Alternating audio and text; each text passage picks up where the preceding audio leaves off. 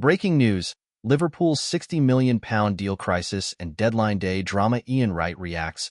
Welcome to LFC Transfer Daily News. Don't forget to like and subscribe. Liverpool's challenge is exposed by £60 million deals as the deadline day switch falls through. Making the move to Liverpool and the rarefied air of playing for one of the world's most recognizable and successful clubs can be a difficult step for many footballers. First-team regulars such as Andy Robertson and, more recently, Ryan Gravenberch are a testament to how it can take time for even the best players to make the adjustment.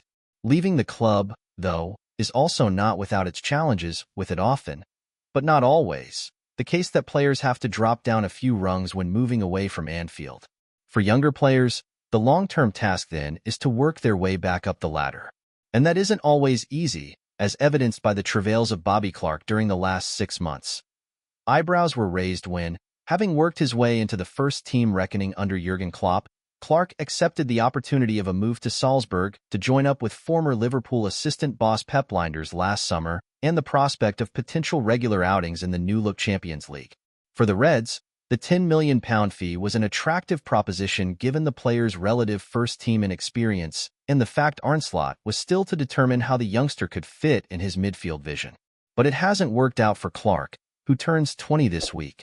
While Salzburg progressed through the playoffs to reach the revamped Champions League first stage, Lijnders was sacked before Christmas after a disappointing run of results and claims from within the dressing room of preferential selection treatment for both Clark and Stefan Bajcetic, who was on loan from Liverpool. Bajcetic is now spending the rest of the season at Las Palmas, while Clark has started just 2 of Salzburg's last 10 games, one of which he was substituted at halftime.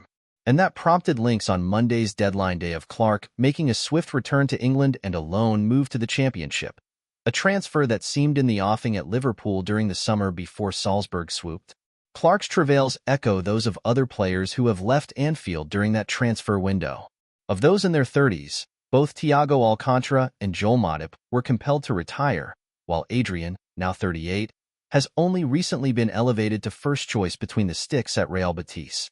Harvey Blair, signed by Portsmouth for £300,000, has made just 1 appearance in 4 months.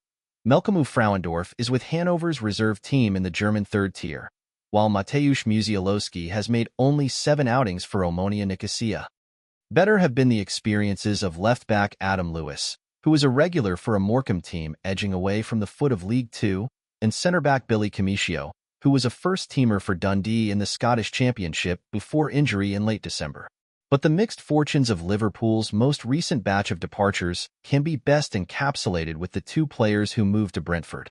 While Sepp van den Berg's move, for a fee of up to £25 million, can already be deemed a success given his regular starts, Fabio Carvalho, who could eventually bring in £27.5 million, has started just 3 Premier League games. Life after Liverpool, then, is often less than straightforward in the short term. How Clark and Carvalho fare for the remainder of the season will make for intriguing viewing. Liverpool Transfer News Live. Jadon Dan's move, defender exit, Ben Doak blow. The January transfer window is now closed, with deadline day proving to be a very quiet one for Liverpool yesterday. The Reds decided against making any new signings late in the day, with just a couple of outgoings to keep fans busy during the final hours of the window. Under-21's midfielder Dominic Cornice was the first to depart on loan to Gillingham, followed by Kyde Gordon as he made the temporary switch to Portsmouth. There was also a late announcement on Tuesday morning, with news that Luca Fernelgil has signed for Tottenham Hotspur. Jadon Danns could add to the delayed transfer confirmations and is expected to join Sunderland on loan. There aren't any problems anticipated, and the announcement should be made soon. But while some of Liverpool's youngsters were heading out on loan last night, for one player already away from Anfield, there was some bad news. Ben Doak looks set for a spell on the sidelines while with Middlesbrough, having picked up a thigh injury in training. And the Reds will be waiting to hear the full extent of Trent Alexander-Arnold's injury after he was forced off against Bournemouth. Liverpool will at least be glad the window is now closed, with no more offers coming from Real Madrid for their vice-captain. Viana leaves Sporting. Early Sporting Lisbon has confirmed Hugo Viana has left his role early as the club's sporting director and will start sooner than planned at Manchester City. Viana had been set to replace Tsiki Begiristain this summer, but it appears the former Newcastle United midfielder will spend some months getting to learn the ropes first. That could include planning early for next summer's transfer window. Finally confirmed the news we've been waiting for. Diaz has joined Sunderland on loan for the remainder of the season, and Liverpool has confirmed the player has pinned a new long-term contract at the same time. However, Sunderland has revealed a minor injury discovered in the player's medical will prevent him from immediately meeting up with the squad and will require a period of rest. Still waiting for Diaz, there's still no confirmation of Jadon Dan's loan move to Sunderland just yet. The deal, by all accounts, was completed on transfer deadline day, but we're just waiting for Liverpool and Sunderland to announce it. Of course, when we get any news, we'll let you know straight away via this blog. Premier League departure. West Ham United has confirmed technical director Tim Steidten has left his role following the disastrous appointment of manager Julian Lopetegui and a disappointing summer transfer window. Steidten joined the Hammers in July 2023 and reportedly had a strained relationship with former manager David Moyes. On the pitch, West Ham were beaten 2-1 last night as Graham Potter returned to Chelsea for the first time since he was sacked as manager. Calamitous mistake. Ian Wright on Liverpool title chances amid Arsenal hope. Ian Wright says it will only take a calamitous mistake for Liverpool to miss out on the Premier League title after the Reds beat Bournemouth 2-0 on Saturday. Arne Slot's side are 6 points ahead of Arsenal with a game in hand on the second-placed Gunners. Wright, who scored 185 goals for Arsenal, has made no secret of his desire to see his old side lift their first title in 21 years after 2 seasons as runners-up, and Mikel Arteta's side managed to close the gap on the Reds with a resounding 5-1 victory over Manchester City at the Emirates on Sunday.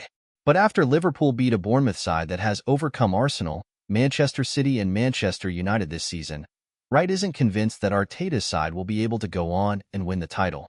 Speaking on the Kelly and Wrighty show, he said, "That's what's great about Liverpool. When you're going for the title, you win games like that. We saw what happened with Nunez against Brentford. Bournemouth are playing very well. But Liverpool, we know how good they are. They just seem so in control. This is why people are saying they look so comfortable. They look like they're in go mode. I can't see who is going to make them stumble. It's going to have to be some calamitous mistake or something from Liverpool. I just can't see it." And Wright says Arsenal's inability to sign a striker in the January transfer window could be fatal as they try to chase down Liverpool. He added, "We needed a number 9 when everyone was fit. Trying to get Ollie Watkins was something they should have been doing. When you look at how Arsenal played versus City, if you have got his number 9, like Haaland, that's what we need, and that gets you to build yourself in the game." Thanks for watching. Like and comment. Subscribe.